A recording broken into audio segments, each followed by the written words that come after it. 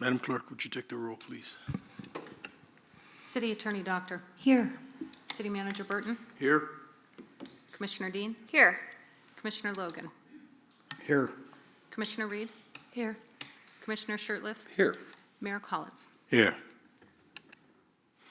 Would you rise for the Pledge of Allegiance?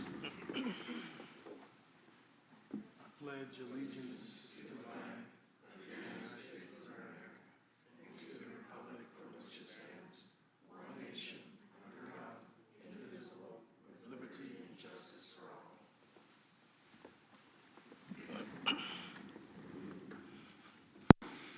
Commission minutes for 9/17/25 admin meeting and 9/22/25 commission meeting were received. Commissioners, any corrections, additions, subtraction? The minutes will stand as submitted.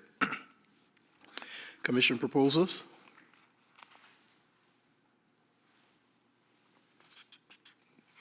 Okay. Now that you did that, you see. Report of the city attorney. I have nothing to report tonight, Mayor, Commissioners. Report of the city manager. Mayor, I have nothing to report this evening. Communications from Helena Citizens Council.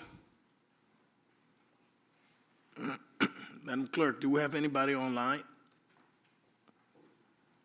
Mr. Kuiper, you want to come on?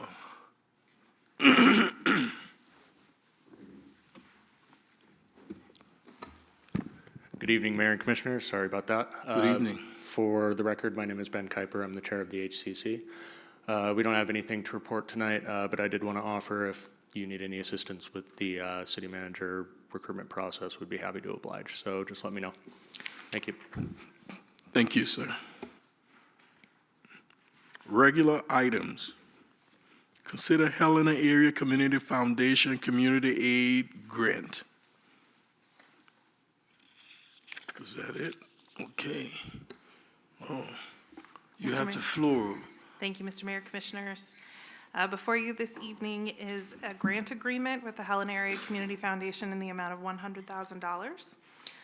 On August 7th in 2023, the Helena Commission allocated $100,000 as contingency for the purpose of funding homeless solutions.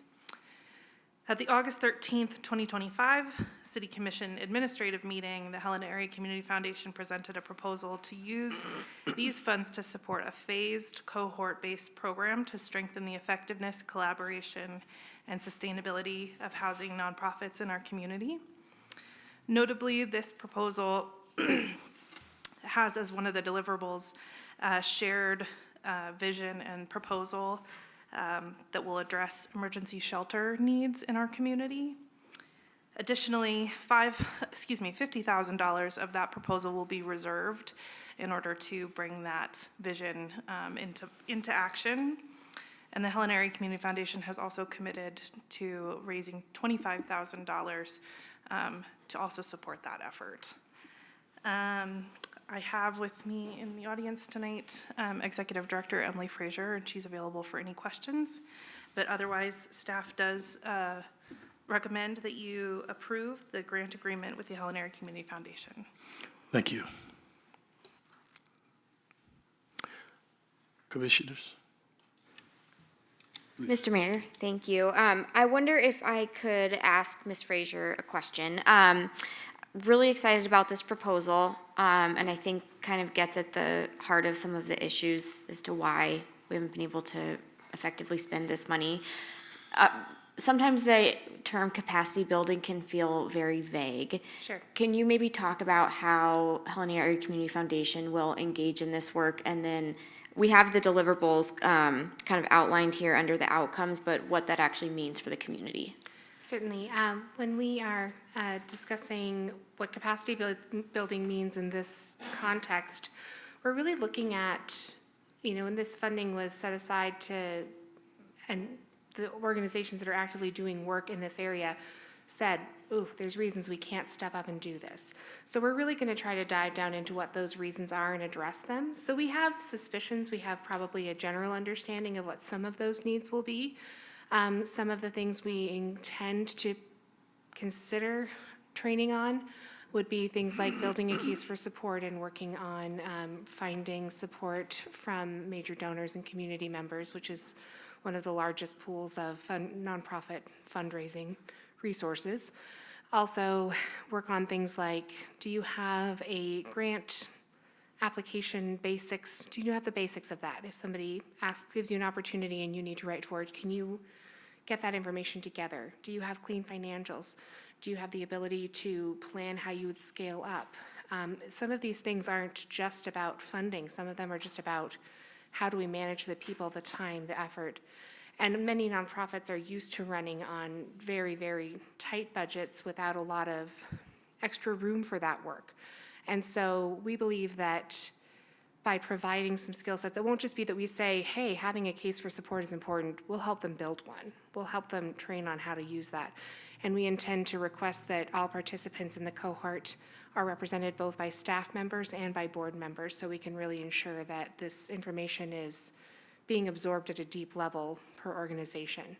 We also think that by bringing some of these groups together and asking them to work alongside each other, even if they're not even talking about housing at the time, we're going to have an opportunity to build trust and to explore some of the ways in which our work is impacting each other, and maybe try to tamp down some of the things that can feel competitive or siloing. So I think that there's really a good opportunity to see increased collaboration, and that alone might bring new ideas to light that we haven't considered as a community yet.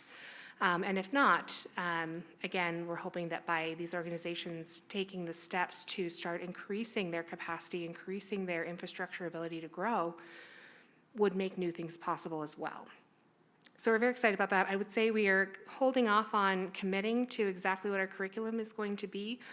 If this is approved, we'll start by doing some assessment work with a larger number of nonprofits than we hope to work with directly to understand where their capacity is, where their readiness is, where those holes are, and the things that we think can be trained to a level that create more impact. Yes, Commissioner. Thank you, Mr. Mayor. Ms. Frazier, thank you very much. I think this is exciting. I think you're going about this in somewhat of a unique way, and I think that's a good thing. When you mentioned collaboration as well as stopping duplication of efforts, in terms of the types of organizations and the number, can you talk a little bit about that?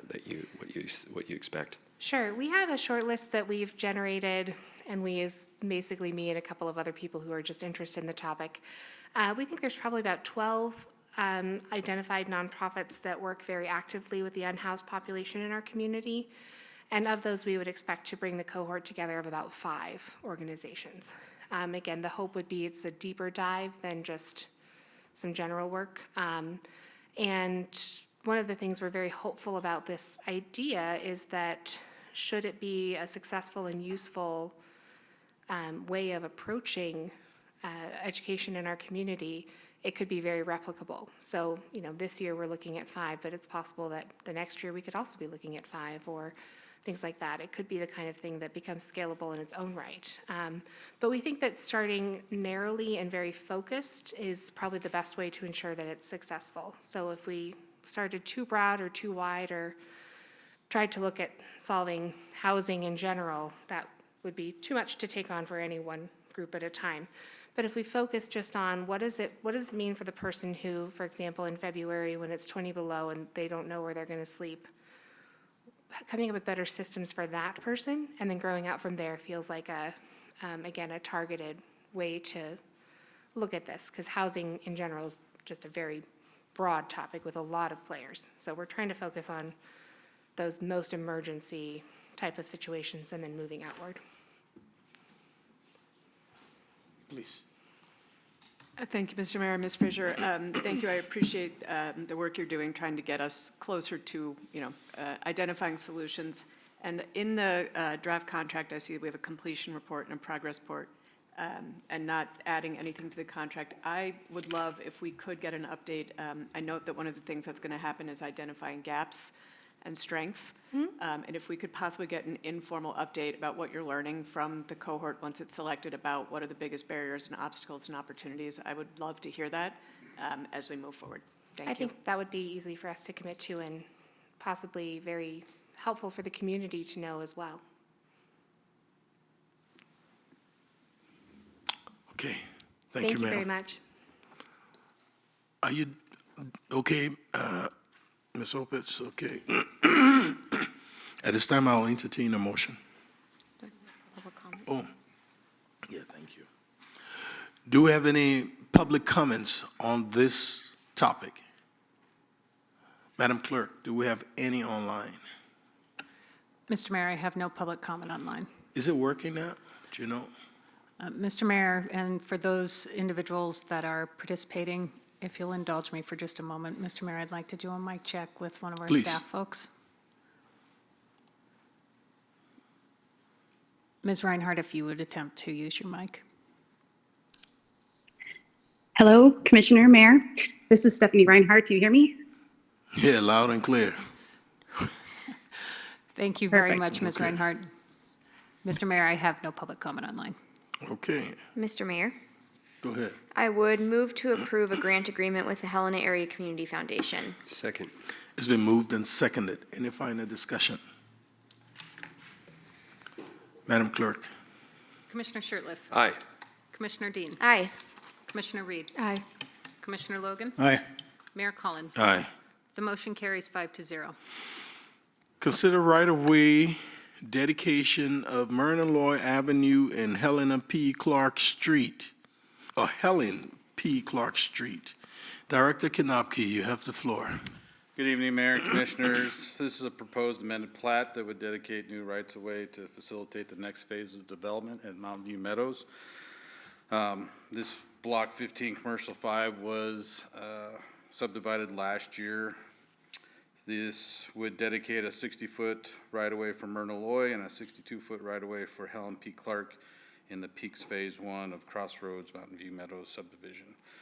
A representative from Staley Engineer is here to answer any questions if you may have them, but at this time, staff recommends to approve the dedication of the Myrna Loy Avenue and Helen P. Clark Street, or Track 1A, 1A, 1B, in the Peaks Phase 1 of the Crossroads at Mountain View Meadows subdivision as public rights-of-way in the city of Helena, Montana. And I'd be happy to answer any questions. Commissioners, comments? Are there any public comments on this topic? Madam Clerk, any online? Mr. Mayor, I have no public comment online. I'll entertain a motion. Mr. Mayor. Go ahead, Commissioner. Thank you, Mr. Mayor. Move to approve the dedication of Myrna Loy Avenue and Helen P. Clark Street, or Tract 1A, 1A, 1B, in the Peaks Phase 1 of the Crossroads at Mountain View Meadows subdivision as public right-of-way in the city of Helena, Montana. Second. It's been moved and seconded. Any final discussion? Madam Clerk? Commissioner Shertliff, Aye. Commissioner Dean, Aye. Commissioner Reed, Aye. Commissioner Logan, Aye. Mayor Collins. Aye. The motion carries 5-0.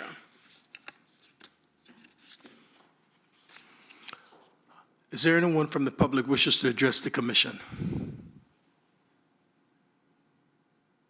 Madam Clerk, any online? Mr. Mayor, I have no public comment online. Commissioners, any final words? Oh, please. Sorry, Mr. Mayor, but very briefly, and I meant to say this earlier, I just wanted to recognize the clerk's office for the minutes. There was a time when minutes were a bit behind, and the fact that we regularly have minutes to approve each week, I appreciate everything that's gone into that, and I have been meaning to say that for some time, so thank you for all the work.